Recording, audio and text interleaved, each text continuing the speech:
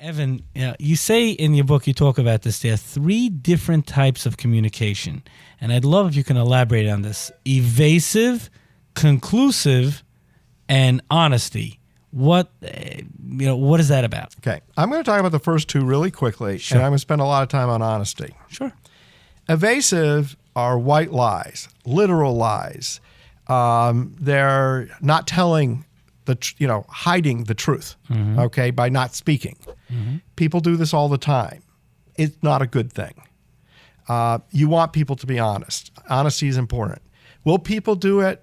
Yes. I mean, can we eliminate it? Can I eliminate myself? No, I try, but it's hard. But you want to eliminate it. Conclusive is when you're giving very clear orders, very clear direction, very clear speak. And you need this in business. If you're sitting and wanting a restaurant and you need an order of fries, you say an order of fries. You don't say to somebody, how do you feel about making me an order of fries? Is it okay with you? Right. You just come straight, direct, just say it like it is. Yeah. You need a lot of that. Right. You need a lot of that. But there are times in business where you need to have an open, honest dialogue. So I want to share a story about myself personally. Sure. So I went to a personal development program, and before I went, they had me interview 15 people, friends and people I work with a questionnaire.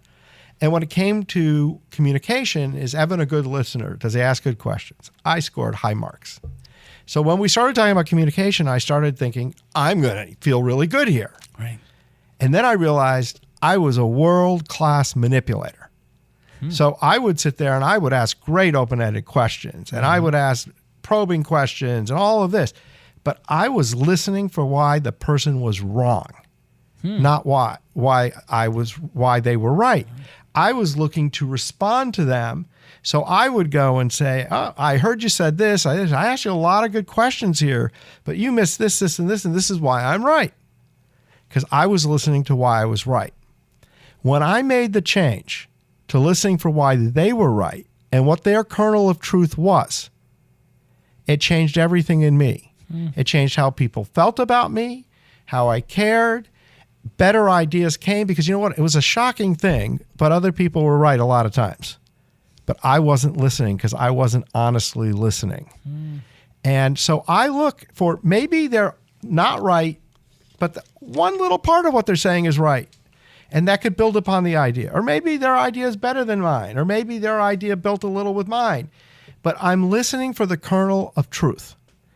And I believe that when you talk about engagement, you have what I call faux engagement, pretend engagement. I'm pretending to listen. I'm pretending to care. And I think people recognize that as a fraud. And it's genuine. But when you really care, when you're really listening, it makes a huge difference. I love the honor of interviewing C-level executives and sharing their great advice and perspective on Mind Your Business. I'd love to get your feedback. Post it in the comments below and subscribe. You'll never miss an edition of Mind Your Business.